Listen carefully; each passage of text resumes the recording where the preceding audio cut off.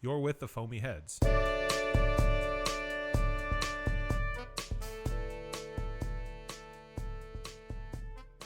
we're live. Welcome to another edition of the Foamy Heads. You're hanging with Rich and Mitch today. That's right. We are not at the studio. No, we're somewhere else today. That's right. This is different because I'm used to sitting at like a long table with my laptop out, my headphones on, and my mic. Right. And now we're just at like a really small table with a laptop, but you got to do what you got to do. That's right. So we're enjoying to. Well, hold on. What's our thing here? We've got What are we drinking? What are we drinking? So we've got a couple of different things today. Mitch provided these. I'm really excited to try these. Avery. This is probably one of our friends, Robert. This is his favorite brewery. He's been there. He's toured. He loves it. It's a great place. Great beers. They know what they're doing. They make high gravity beers. Them and Prairie are kind of like the ones that just make super solid imperial stouts and Belgian strong ales, and they make like all the really high gravity beers that don't taste overly boozy. Yeah. So I'm really excited to try the two that we have today. We're doing two, right? We are. Okay. So the first one is 25, which is the Belgian strong dark ale. Yes. And it is a 14.5%. That's right. The 25th anniversary. Yes. That's right. So I bought this on a whim from a place that's local to me, and they randomly have the Avery beers, and it just says 25. Was this place back in Hendersonville where you live? Yes. Or back in Gallatin? Oh, okay. Hendersonville. Hendersonville, okay. And it's yeah, you're on the right track. I didn't realize it was called 25. I just knew it was a 25th anniversary edition, and I found it end of the fourth quarter last year on the shelf, just chilling. Wow. Okay. Yeah. Well, I'm looking on Untappd. So the flavor profiles, honey, dates, raisins. Okay. Is what they say. You'll experience when you have it. So it's Is this barrel aged? I'm reading it. It doesn't say. Okay. I don't think it is. I think the other one that we're getting to in a little bit, which is the vanilla bean stout. Yes. Yeah, that'll be the other one we're drinking, and that's a barrel aged beer. I'm super looking forward to that. Yes. One. This one was I bought it on a whim, just like impulse buy. So, but these beers look good next to each other. They do. We were taking pictures of these two beers sitting next to each other, and they complement each other very well. Yes, it's like early Christmas. Red and green. Should I go? Do you want me to open it? Do you want me to open it up? Sure, don't matter. So we're looking at, what is this? Okay, so it's 16 ounces, 22 ounces, 14.5%, 38 IBUs, Belgian strong dark ale from Avery Brewing Company. Oh, that was a nice fizz. Hell yeah. Let's see if we can get some good action up in here. That's nice looking pour too. very nice. Yeah, absolutely. It kind of looks like, it almost looks like coffee maybe-ish? It does look like coffee. The foamy head it's a real thick foamy head. It looks real creamy, but it looks like it's starting to dissipate rather quickly. Uh-oh. Whoop. Mitch overpoured. There you go. I did it. I don't know. I got to be honest. I don't know much about these beers. I mean, this is outside of my comfort zone. Mitch knows that I'm an IPA kind of guy, and I'm a stout, imperial stout, porter. Like those are my style of beers. I either go towards one end of the spectrum or the other. This is a Belgian strong dark ale. Like this is outside of my comfort zone because I'm not used to this style of beer, Mitch. Okay, good to know. So this is kind of the style that got me more into craft beer. I started Belgian heavy, St. Bernardus Abbot 12, Bernardus, and I just kind of climbed the ladder from there, And it's been a long time since I've had like a different dark beer, Belgian style kind of. And this is Avery will be the ones to do it. It's bringing back fond memories. Yeah. It really is, and I love the label on it too. I had to take an early sip of foam because it foamed out. Yeah. So I'm already, just the taste. I'm really looking forward to this. Nice. It's dark. Okay, so what you should expect is with these Belgian-style oak aged dark ales, you're looking for, like, have you had Old Rasputin? Engine oily is kind of what you're looking for. Okay. Like old engine oil or Rasputin or whatever. That's kind of the viscosity you're looking for. Dark, thick, kind of real heavy. Yeah, kind of like a molasses kind of like roll, right? And then a little sweetness, but a lot of kind of like notes of flavor throughout. And so with this one, just from the label, I'm supposed to expect like a date and raisiny kind of taste with a darker ale. The honey makes me think, okay, it's going to be on the sweeter side. Mm-hmm. So it's going to be dark, sweet, and kind of fruity. Okay. No complaints with that. Did you pick up any of that when you were sipping the foam off of the top? Yeah. Okay. Oh yeah. Yeah. That's why I was like, I better look at the label and start like setting expectations rather than what I just tasted. Okay. And so I've regressed a bit, but it's yes. Just wait till you try it. Hold on. Let me top us off real quick. We're drinking out of tasters today. That's right. We've got probably these are probably 3 or 4 ounce pours. Yeah. But at 14.5%, a couple of these will do us in. That's right.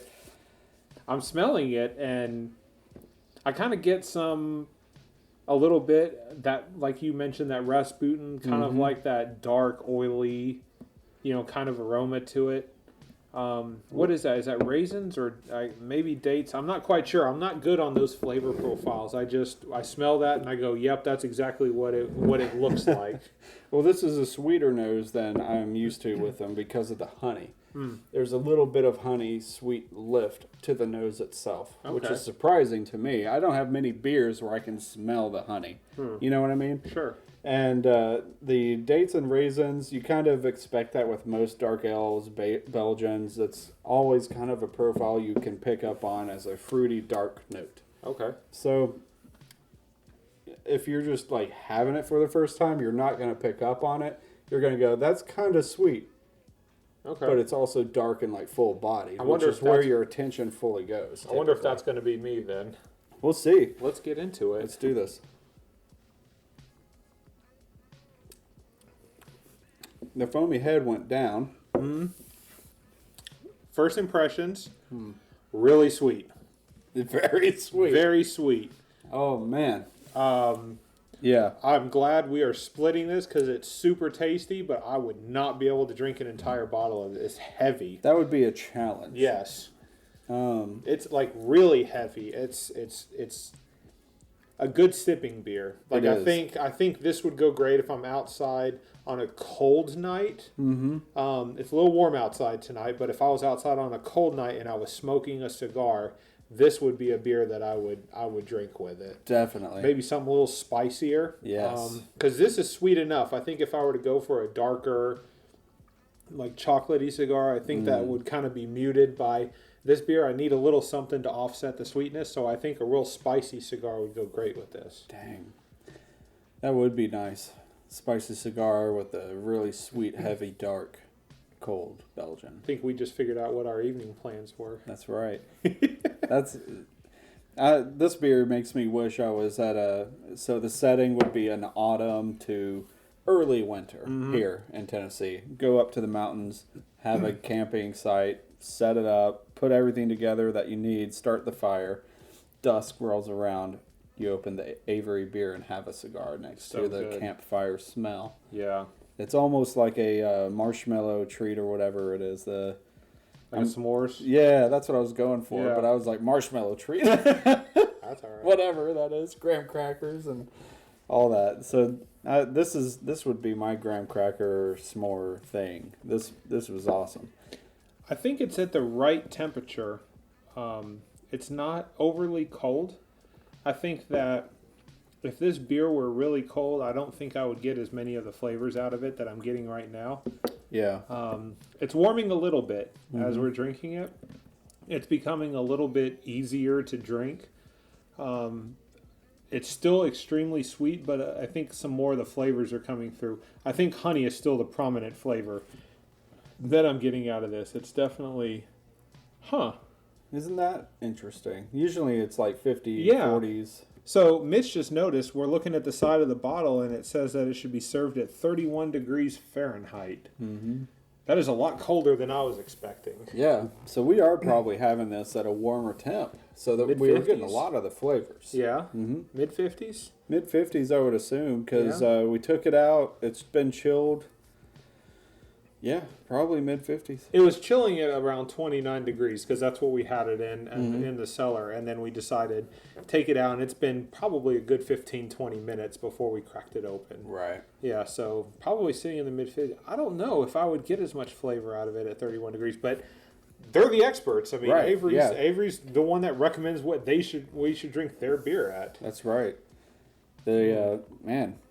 So we're actually having it at probably the temperature we'd prefer it at anyway. Mm-hmm. So I'm picking up a little bit more as it's coming out. There's an earthy taste on the end that I wasn't initially getting, and now I am, and that could be like the dates. It's sweet up front, obviously, and it's kind of more turning into like and maybe it's fruity. Maybe that's what I'm expecting. But it's kind of like if you just go and you just pick fruit right off of a tree and then you just start eating it. Or, it doesn't have that fresh, crisp fruit feel. It's more of like a grungy and dirty fruit, kind of like a dark fruit. Kind of. Yes. And that's what I'm getting out of it as this beer is warming. Yeah, I'm getting the same thing. It's still just super sweet. There's no way I could do this whole bottle myself. That's why we're splitting it. That's right. Okay, so let's talk about rating then. Where does this sit on your Untapped rating, Mitch? You're checking this beer in because you've never had it before. I'm checking it in because I've never had it before. Right. What is this going to sit on a scale of 1 to 5? And obviously you can do quarter and halves if you want to. But where would this sit at if you had to check it in and give it a rating? This is easily at, right off the bat, first taste impressions, I'm starting at 3.75. 3.75. It's good. Haven't had it before. It's been a while since I've had a variation of a dark ale like this. Mm-hmm. So it's pretty high marks overall. Yeah. I think as I get through the next glass full and taste, it'll be lucky to get to 4. Okay. So you're pretty confident in your rating then? You think that your 3.75 is most likely going to stick? I think so. I think if the sweetness, I think it's, if this bottle was all mine, I have this problem with finishing things I start. And I feel like I would give it a lower score if I was to have to finish the bottle. It'd be a chore. Yes. Gotcha. It feels like work. Yes. Okay. But because I'm rating on the taste and not the quantity, I think 3.75 is pretty solid right now for me. I think that's, if because obviously I'm going to check it in also. Yeah. Speaking of, I should take a photo for my Untapped. This is probably going to be, I would probably put this at a 3.75 as well. Like, this is a solid beer. I don't know much about these beers, so I don't know how it sits in comparison to other Belgian. Good. Okay. Yeah. All right. The honey adds a whole nother sweet level of a profile, so it's kind of up to the person who's drinking it to say if they really like it or not. The honey swings a whole different kind of stick when it comes to these. This is super sweet. It is sweet. Typically, when you're going for something that's Belgian style, dark, and you're wanting kind of that fruity note to it, it's dark, it's fruity, it's got body, and is kind of heavy. You're kind of looking for a specific profile, but the honey comes in and punches you with sweetness, and it kind of punches up what you're going to have. I appreciate it and don't at the same time. Okay. It's almost too sweet. Too sweet. That's why it's at a 3.75 for me. It's a little too sweet for me. I think there's something to be said about that. I think if, and again, I've never really entertained this style of beer before. I've obviously had some before. Belgian strong ales with honey. I don't know if I've ever had one with honey before, so this is a new experience for me. But the ones I've had, I've typically liked. I just kind of felt like they were a little too strong. Yeah. I think for me, the honey kind of balances it out a little bit. So you are definitely more used to this style of beer than I am. So you drinking a Belgian strong ale or a dark Belgian strong ale and saying, oh, this honey, it's just the right amount. Maybe it's borderline too sweet. For me is kind of a plus because all of the Belgian strong ales that I've had before have not been sweet enough. So for me, this is a welcome change. So it's interesting to see the two different opinions that we both like this beer a lot, yes, but for completely different reasons. Yes. So that's what I love about craft beer is two people can enjoy the same beer, yes, and have completely different reasons as to why they like it, and have completely different reasons as to why they think that an improvement here versus here should be made. Right. Yeah. It's a wonder how any brewers get any work done. Nope. I couldn't work at a brewery. But yes, great beer overall. I think I'm about ready to finish off what I've got and then go for a rinse. Let's go for a rinse. We're live. I'm so excited to try this. So remember, we had two Averys to try today. That's right. First one that we just finished was the 25th anniversary Belgian Strong Dark Ale, which was the 25. And this one is the Vanilla Bean Barrel Aged Imperial Stout. Yes. Yeah, it is. I am super excited to try this one because I like barrel aged beers and I like vanilla and I like stouts. This is a category I'm super familiar with. Man. So we've mentioned Robert before, right? I think we've mentioned him a couple of times, but he hasn't really ever been on the show, but he's a good buddy of ours. That's right. He loves a lot of the darker stuff. Yes, and Avery and Prairie are probably his two favorite breweries. And I haven't had too many Prairie beers myself. I think I've had one or two on the show. One that we aired, I think. I have to remember, was it the Prairie Bomb? Was it one of the deconstructed bombs that we had? Okay. That was it. Yep.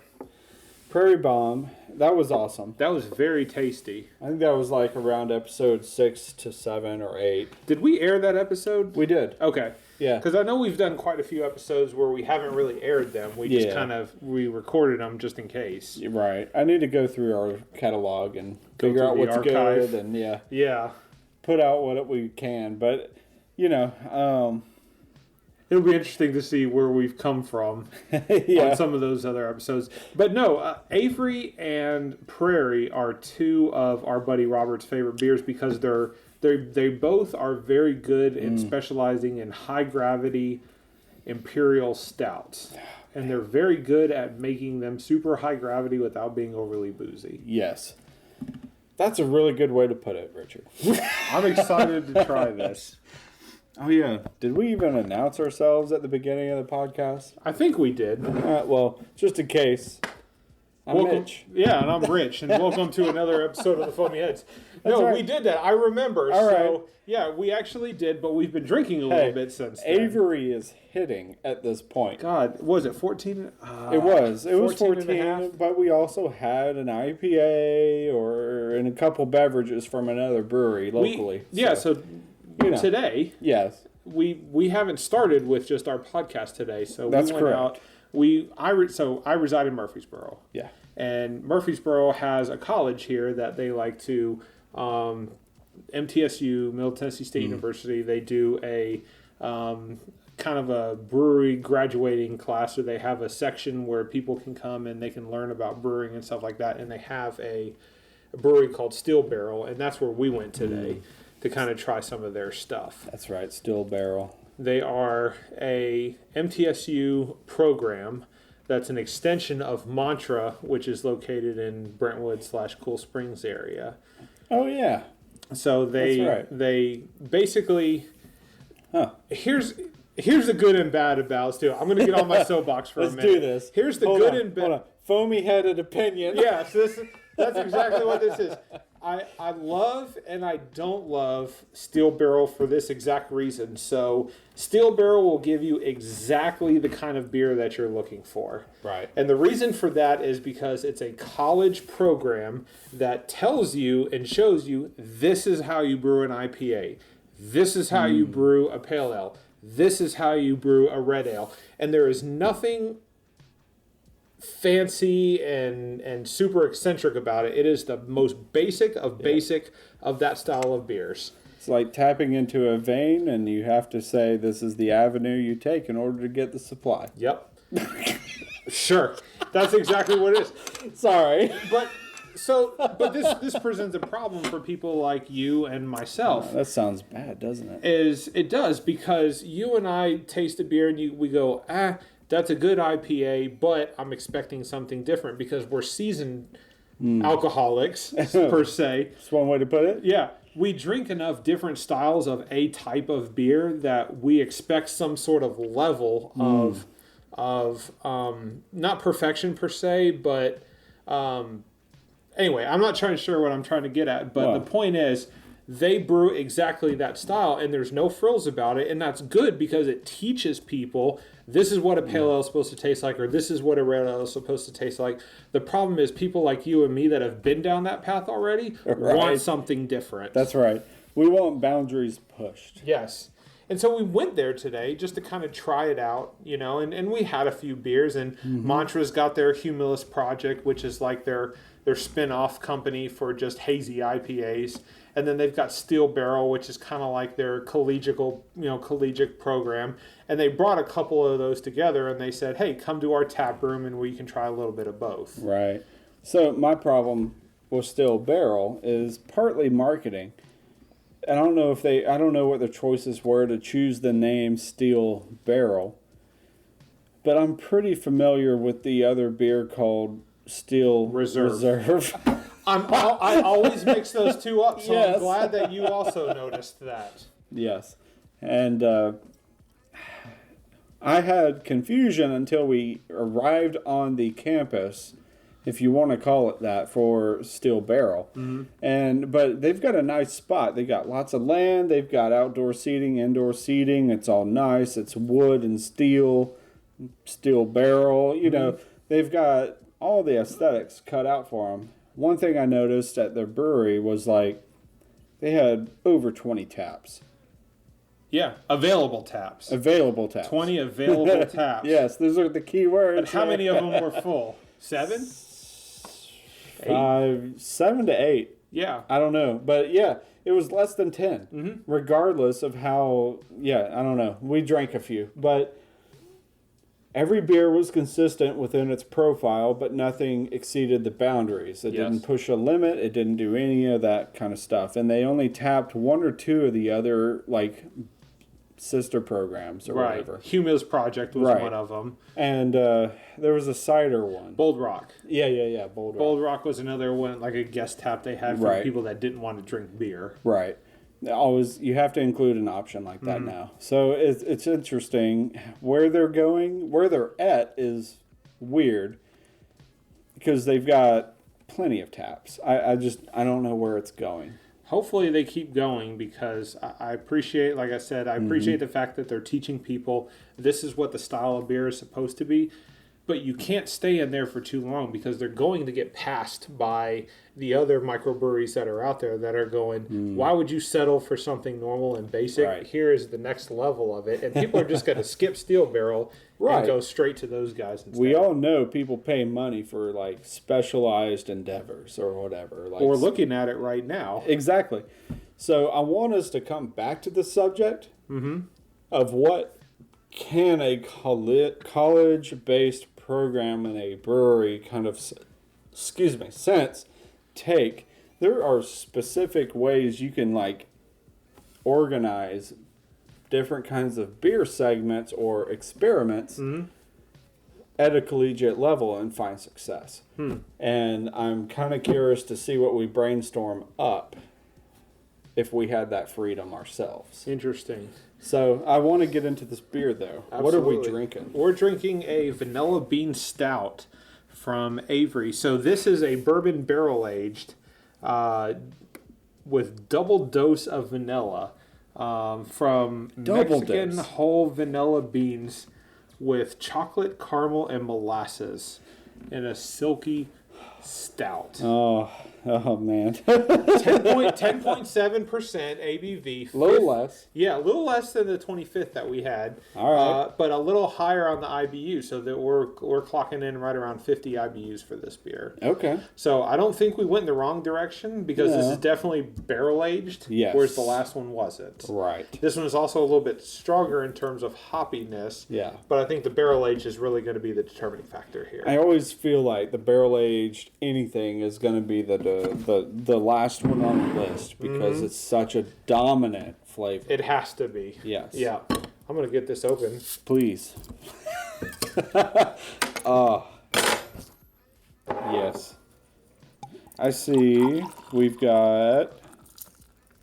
Okay. They do keep the Avery bottle cap. I was just curious. I tore apart the bottle cap foil just to see what was under there. Instant notification about this beer is it does not have the same type of foamy head that the last one did. That's right. So it foams up quite a bit, but it's not that heavy coffee espresso like that. It doesn't have that viscosity that the 25th does.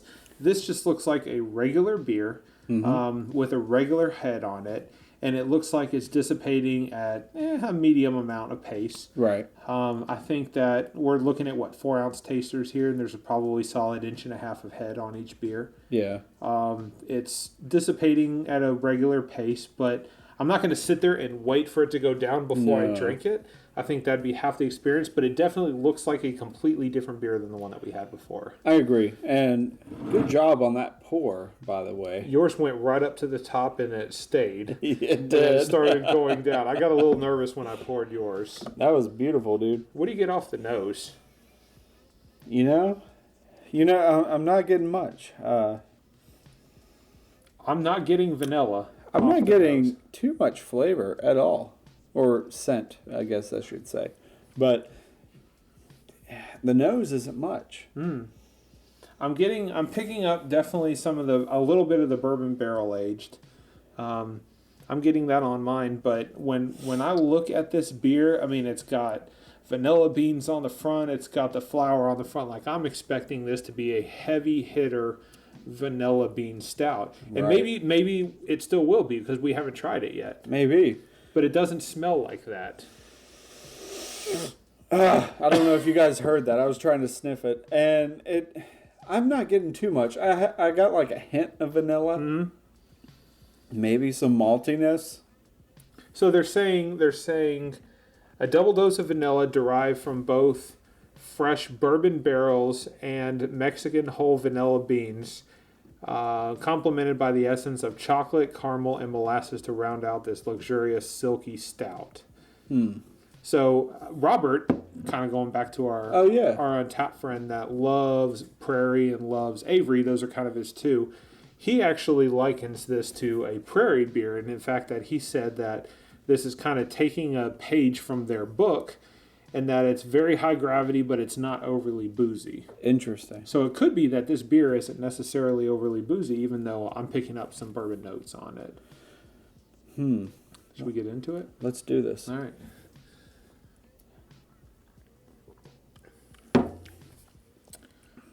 Vanilla. Whoa. Yeah. Okay, Mitch. Whoa. Mitch just made a. So Mitch just made a face. Oh, man. I'm very curious what that face was about, Mitch. I got a lot of vanilla. There's a ton of vanilla in this beer. But this was partly the foam's fault. Okay. With 4-ounce pours, we got a decent amount of foam. Yeah. So I'm going to blame the foam on that one. I took a decent-sized intake of beer on that one and just kind of like rolled it around. That was a lot of vanilla. Yeah. It was almost bitter to that point. I got news for you, Mitch. I took a sip without the foamy head on it, and I still got the same result. This time around, I don't think you're going to be getting much difference Interesting. when you take your next sip. Does this beer feel colder to you by chance? A little bit. I think we chilled it just a little longer. We did. it stayed in the fridge a lot longer than our other one, and it stayed out of the fridge a lot shorter than the other one. So I think this is a little bit colder than the last one. That's a lot of vanilla, dude. Yes. I think, okay, so my opinion, I think they should have dialed back. I took another sip, sorry. They should have dialed back on the vanilla just to, Well, I mean, double. It makes sense. yeah. I mean, it's a vanilla bean stout, and I totally understand. Like, there is a lot of vanilla in this beer.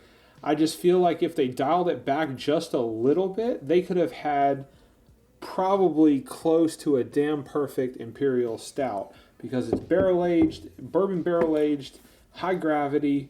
It's really tasty. The vanilla, to me, in my opinion, it just kind of like it's a little too much. Yeah. It's a little too much. I don't hate it. I think it's really tasty, but I'm like, ooh. I mean, it's pretty heavy on the vanilla side. It really is, and I'm trying to figure out what the next thing in their description is here. Okay, so double dose of vanilla. We got that. Yep. Bourbon barrels, Ugandan, Tongan, and Mexican whole vanilla beans, complemented by the essence of chocolate, caramel. I don't taste caramel. I don't either. I think it's the vanilla. I think there's Jeez. too much vanilla. That's just, it's killing it. It is. This is super sweet and bitter. Mm-hmm. And I don't know. And it's not the 50 IBUs kicking in, I don't think. No. I really think it's the vanilla. I think there's just so much in there. It's kind of giving off a taste that it's a little bit more bitter than expected. Whoa. Mitch is pouring his beers really fast tonight. Woo! Yeah, I didn't expect that. I should have. Is this one better or not as good than the 25th that we had a few minutes ago, Mitch? I enjoyed the honey more than a double dose of vanilla myself. I agree. This sweetness and bitterness. Okay, so I like coffee, especially dark chocolate too. Mm-hmm. Dark chocolate, coffee, that's a bitter kind of thing, sweetness. But double vanilla, I never imagined would be more bitter than those two put together. You know what I mean? Sure. So Avery's given me a new kind of profile. I've not had a double vanilla dose of a crazy barrel-aged beverage. Yeah. So it's new. It's okay. Not my favorite thing. Yeah. That is... dang, that's sweet. I still think if I had this next to a campfire... I think I'd like it okay. Okay. But I don't know. It's super sweet and bitter. I don't know. I'm trying to figure out a way to differentiate it to our listeners, but it's not what I expected at all. I expected it to be sweeter, Yes. more barrel aged, with some vanilla in it. Because a lot of the times when you get a vanilla barrel-aged stout, it just has traces of amounts of vanilla in it. Right. And even if they had a medium amount of vanilla, I think that still would have given it the right name. But the vanilla beans in here and the amount that they put in here almost overshadows. To be honest, I don't really taste the barrel-aged. I don't either. In this beer. Maybe a tiny, tiny bit, but it's overshadowed by the amount of vanilla beans that are in this beer. Yeah. And I think that's a detractor for me. I don't think I hate this beer. I think I'm glad I got to try it, and I really like it. I think I would rate the 25th higher than I would rate this beer. Same. I agree completely. This is going to be probably a 3.25. 3.25. That's where I'd put it at. I'd put it at a 3.25. Yeah. Because a 3 is a solid beer that I would have again. A 3.25 is like, it's a special occasion beer. You can't find this stuff anywhere you go. So, I'm really glad I tried it. If I found another bottle of it, I'd buy it, I'd cellar it, and maybe I'd try it again a couple of years later to see if it kind of mellows out a little bit. What year was this one? Did we say? I don't think we did, but looking it up, it could have been a yearly release. I see people having it as far back as 2018. So I mean, it must be one of those where they have it either year round or they just release it yearly. I see it actually in cans as well, so you can buy it in 16-ounce cans. Interesting. So I don't think that this is one of those rare beers that they only release once a year. But Avery is not very present or very prevalent in our area anyway. You have to go to a good liquor store in order to find it.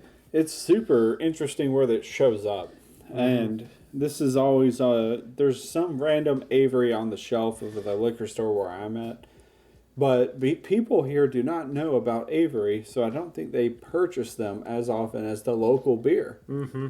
Kind of surprising to me. If you're into craft beer and you don't know Avery, it's a new world, you know what I mean? Well, and they're a Colorado brewery that's been brewing beer for 25 years or more. I mean, they're kind of like when you go to Colorado, they are the brewery that you want to visit. You know, the Nashville equivalent, even though they've only been around for a few years, is Bearded Iris. Like when you go to Nashville and you think beer, Bearded Iris and Yazoo are kind of like the two that come to mind. And Southern Grist is obviously creeping in. You and I aren't the biggest Yazoo fans. Right. But that's the company that people think of when they come to Nashville. That's right. Avery is the one people think of when they go to Colorado. Yes. Or New Belgium, I guess. New Belgium? Are they from Colorado? I don't know. They have an Asheville, North Carolina location, but I don't know if they're from... if they're from Colorado or not. I consider that a trivia question, and I'm bad at trivia. No, you're right. Fort Collins. Okay. So they're from Colorado. I thought they were, but they are around. Mm-hmm. So whenever I know a brewery from Tennessee, I have my suspicion about where I know or where they're from. Got it. So we've always been able, I feel like, to get New Belgium beer ever since Yazoo. Yep. I feel like New Belgium was one of those that just came in and got solid with our distribution here in Tennessee. And we can get it anywhere. We can. So I've never been afraid to try New Belgium, but I've always been distant from them because I've always seen them. Similar to Yazoo. They have their, specific kind of beers they sell that obviously generate revenue. Mm-hmm. But New Belgium always has something special around the corner versus Yazoo, who, right now we're not really big into sours and all that, and that's what Yazoo is. They're all about their Embrace the Funk series right now, for a couple years now. So, it just kind of depends what you're into. Yeah. And I'm looking forward to seeing what Yazoo does in the future. Hopefully they'll do something a little bit more than what they're doing now. Right.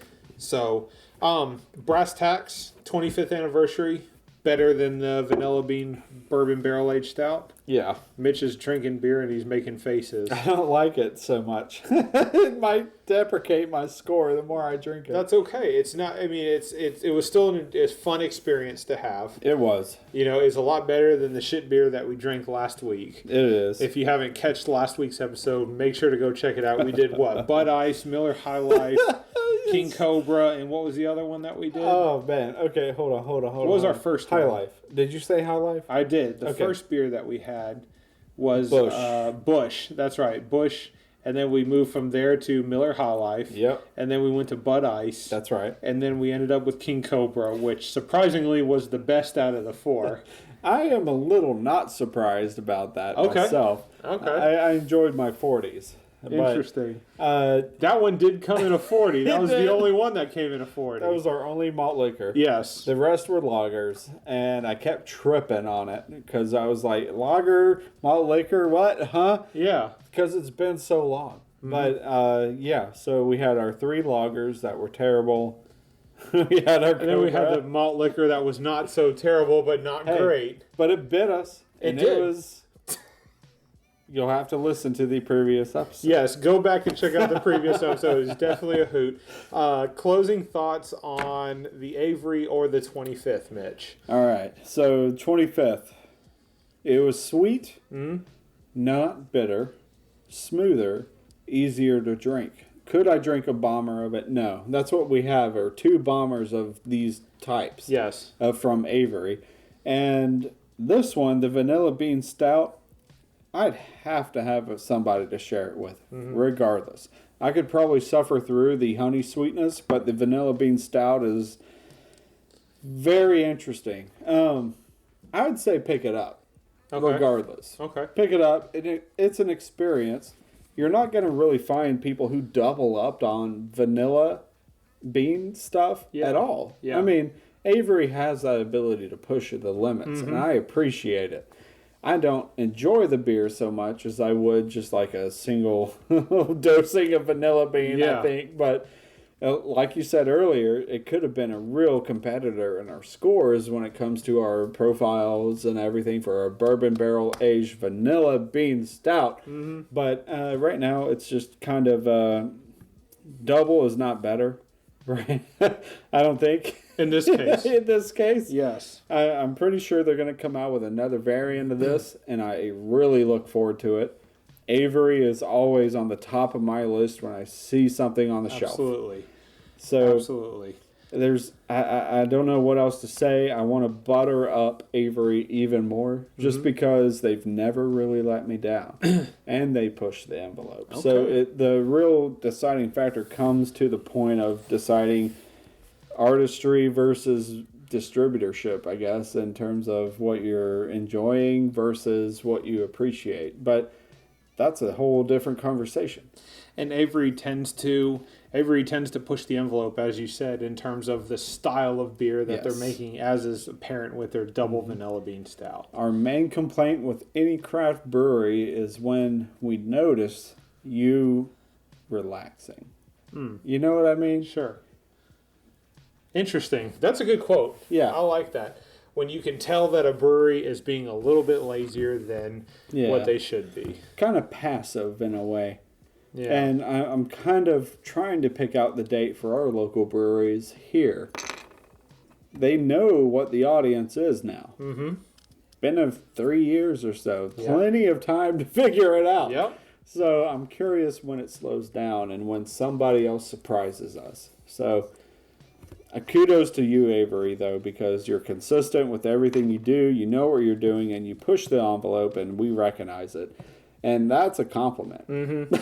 It may not. This one may not be for us necessarily, but we appreciate that you're pushing the envelope in lots of beers. Yes. So look forward to many more to come. We want to appreciate everybody for joining us today. If you're drinking beer, keep drinking beer. If you're not drinking beer, start drinking beer. If you've never had craft beer before, drink craft beer. Don't do double vanilla stout because it might disappoint you a little bit unless you're a big fan of vanilla beers. This is very true.